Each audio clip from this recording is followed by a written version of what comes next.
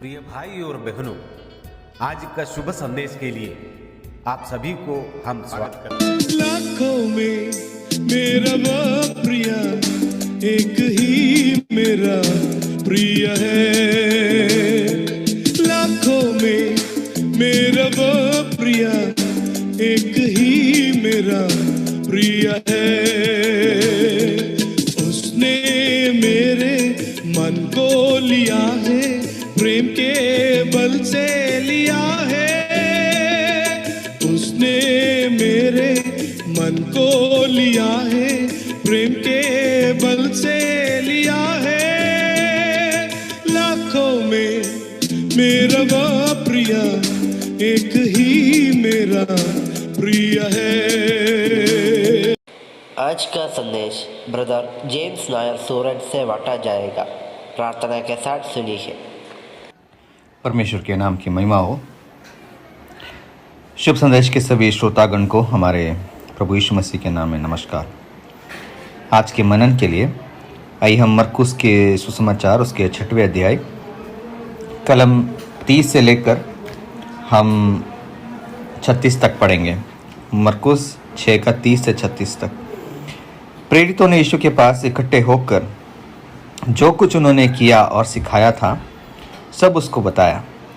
उसने उनसे कहा, तुम आप अलग किसी एकांत स्थान में चलकर थोड़ा विश्राम करो, क्योंकि बहुत लोग आते जाते थे और उन्हें खाने का अवसर भी नहीं मिलता था। इसलिए वे नाव पर चढ़कर सुनसान जगह में अलग चले गए। बहुतों ने उन्हें जाते देखकर पहचान लिया और सब नगरों से इकट्ठे होकर वहाँ पैदल दौड़े और उनसे पहले जा पहुँचे। उसने उतरकर बड़ी भीड़ देखी और उन पर तरस खाया, क्योंकि वे उन भेड़ों के समान थे जिनका कोई रखवाला ना हो, और वह उन्हें बहुत सी बातें सिखाने लगा। जब दिन बहुत ढल गया तो उसके चेले उसके पास आकर कहने लगे, ये सुनसान जगह है और दिन बहुत ढल गया है। उन्हें विदा कर कि चारों ओर के गांव और बस्तियों में जाकर अपने लिए कुछ खाने को मोल लें। परमेश्वर के नाम की महिमा हो। इस भाग में हम देख सकते हैं यीशु के चेले, शुरुआत में हमने देखा वो यीशु के पास आकर उन्होंने कुछ कार्य किया या उन्होंने कुछ लोगों को सिखाया, उसके बारे में बता रहे और कहते हैं कि हमने ये सब किया और ये सब सिखाया, और काफ़ी थके हुए महसूस हो रहे थे यहाँ पे। इसलिए परमेश्वर यीशु मसीह उनको एक विश्राम का एक संदेश देते हैं, एक विश्राम का एक प्रोत्साहन, विश्राम के लिए एक जगह उनके लिए बना रहे। हम जानते हैं हमारा मसीह एक विश्राम दाता है, वो हमें विश्राम देता है, हर प्रकार के विश्राम, आत्मिक विश्राम, शारीरिक विश्राम या भौतिक विश्राम, हम समझ लें वो हमें विश्राम देने वाले एक परमेश्वर है। हम उनके पास जाकर हमारे इस अवस्था को जब हम बताते हैं, वो हमें विश्राम देने के लिए तैयार है। और उतना ही नहीं, यहाँ पर एकांत स्थान में चलकर विश्राम करने के लिए लिखा हो, एकांत स्थान में जहाँ पर केवल वो हमारे साथ है, वो परमेश्वर हमारे साथ रहकर हमें विश्राम देने के लिए चाहते हैं। और यहाँ पर लिखा है उन्हें खाने के लिए भी समय नहीं था। लेकिन मैंने इसलिए इस भाग को पढ़ा क्योंकि जब आगे हम पढ़ते हैं हम देख सकते हैं कि वो विश्राम लेने के लिए एक नाव पर चढ़कर मसीह के साथ नाव पर चढ़कर जा रहे थे दूसरी जगह। लेकिन लोगों ने मसीह को देखकर पहचान लिया। हम उस बात को कलम 33 में पढ़ते हैं। मसीह को देखकर पहचान लिया और सब नगरों से इकट्ठे होकर वहाँ पैदल दौड़े, और उनसे पहले नाव उस जगह पर पहुँचने से पहले, जहाँ पर वे जा रहे थे, वहाँ पर पहुँचने से पहले लोग वहाँ पर इकट्ठा हुए हम देखते हैं। मसीह से सुनने के लिए वो चाहते थे। मसीह के मुंह से जो मीठी बातें, जो सच्चाई की बातें निकलती थी, वो सुनने के लिए लोग तरसते थे। तो उन लोगों को देखकर, उनका तरस को देखकर अब मसीह बिल्कुल भी विश्राम करने के लिए नहीं चाहते हैं। उनका उस भूख को मिटाने के लिए चाहते हैं, आत्मिक भूख को मिटाने के लिए चाहते हैं, और वो उन्हें सिखाने शुरू करते हैं। सिखाते सिखाते हम देखते हैं दिन ढल गया और बहुत देर हो चुकी थी। और यहाँ पर हम एक मनुष्य का सही क्या कह सकते हैं, स्वभाव को हम देख सकते हैं। वही चेले जो कुछ समय पहले विश्राम चाहते थे, जो मसीह के बातों को सिखाने के लोगों के पास गए और वो आकर मसीह के पास बताए, मसीह ने उनको विश्राम दिया। वही चेले उस विश्राम को पाकर जब वहाँ पर नाव में बैठे हुए हैं, क्या कहते हैं कि यह एक एकांत स्थान है, यहाँ पर खाने के लिए कुछ नहीं मिलेगा।